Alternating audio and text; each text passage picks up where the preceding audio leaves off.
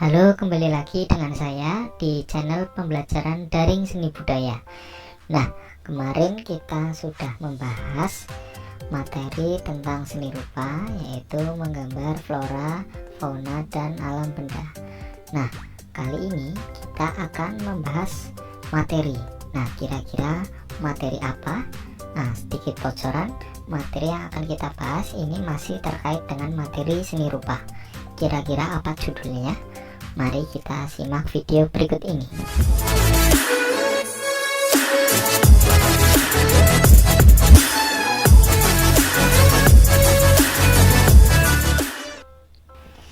Ya, jadi materi yang akan kita bahas pada kali ini berjudul Ragam Hias Flora dan Fauna serta Geometrik. Nah, kalau kita membahas ragam hias di Indonesia tentunya sangat beraneka ragam. Nah, karena Indonesia sendiri merupakan negara kepulauan yang beraneka suku budaya, suku bangsa, dan tradisi.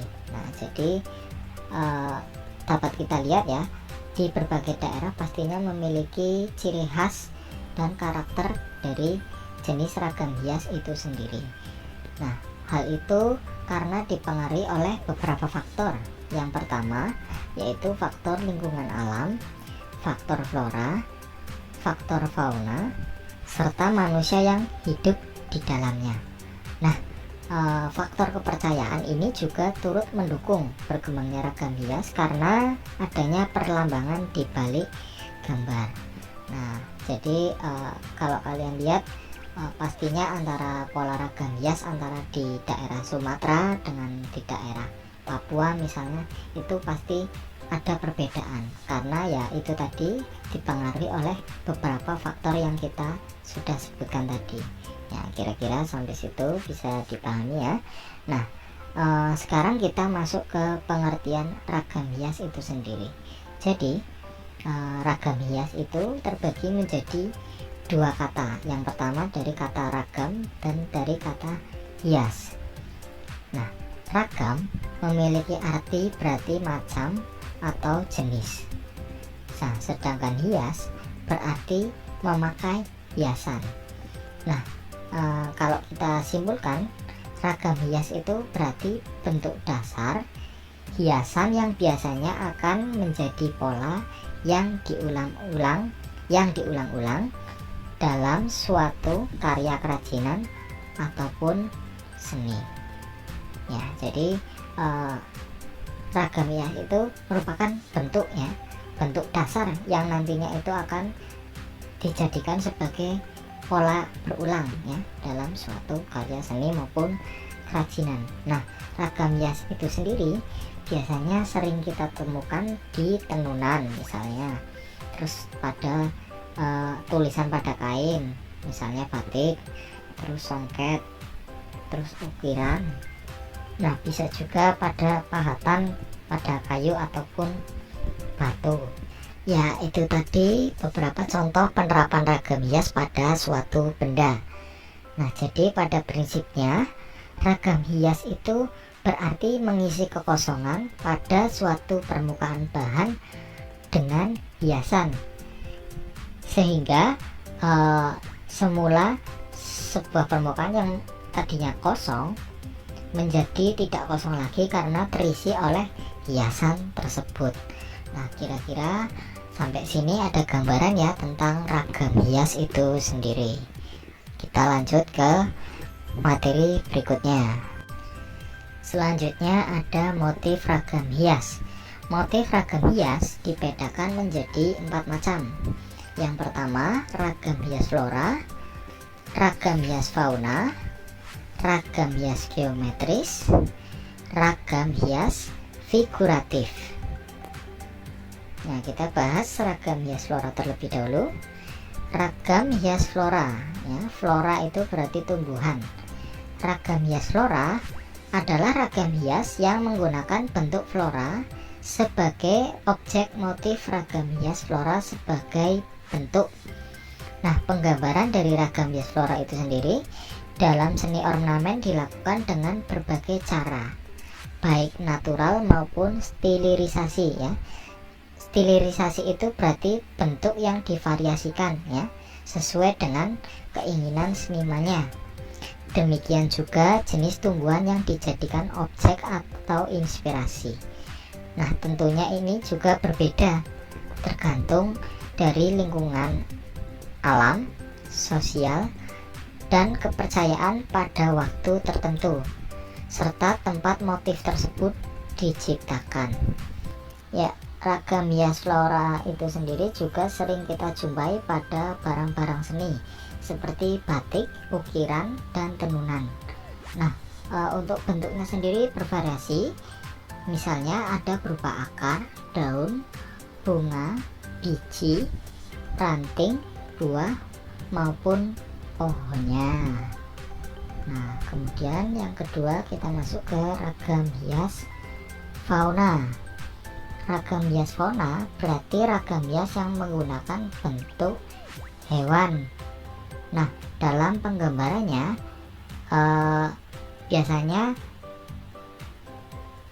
jarang berupa binatang secara natural, tapi merupakan hasil gubahan atau stilisasi ya, atau bentuk yang divariasikan.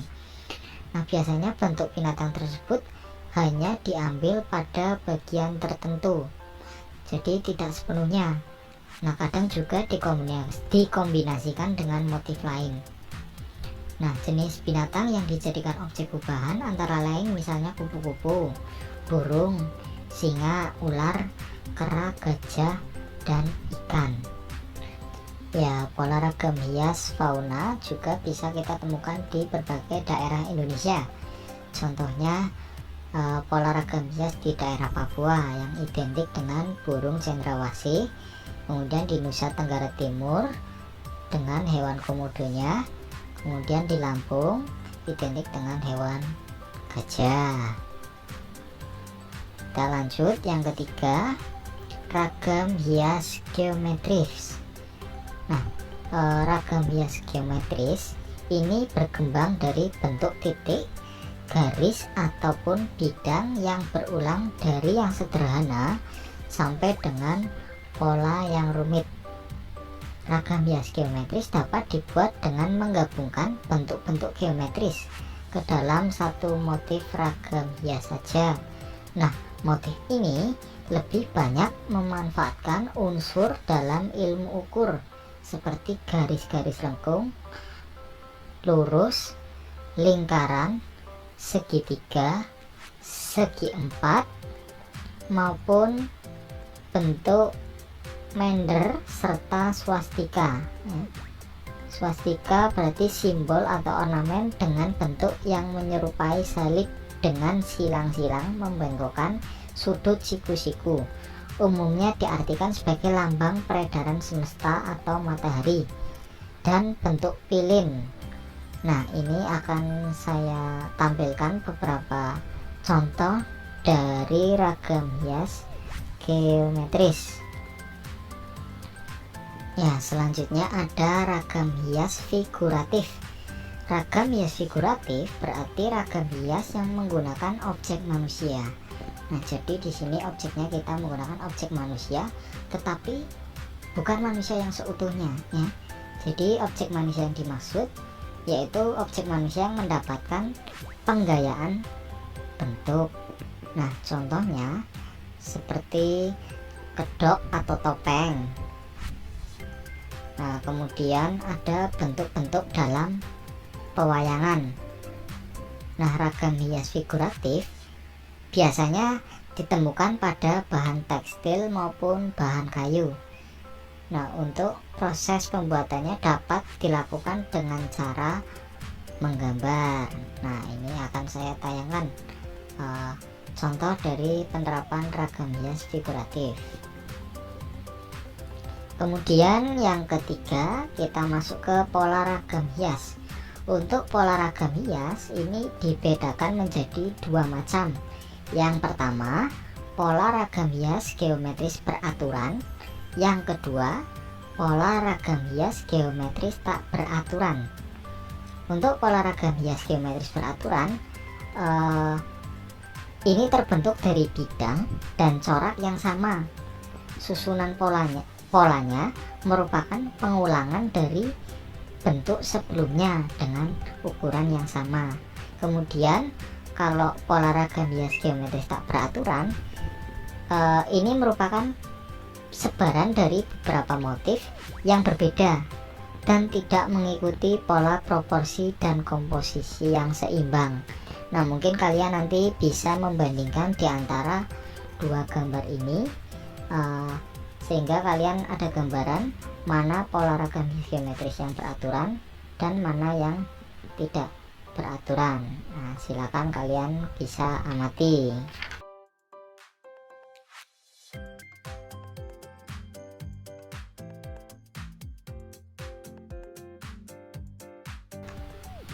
Ya, cukup sekian untuk materi yang kita bahas pada kesempatan kali ini. Apabila dirasa video ini cukup bermanfaat bagi kalian, silakan kalian klik tombol like dan subscribe. Nah, untuk kritik dan saran silakan kalian bisa tuliskan di kolom komentar di bawah. Akhir kata dari saya, kurang lebihnya mohon maaf. Assalamualaikum warahmatullahi wabarakatuh.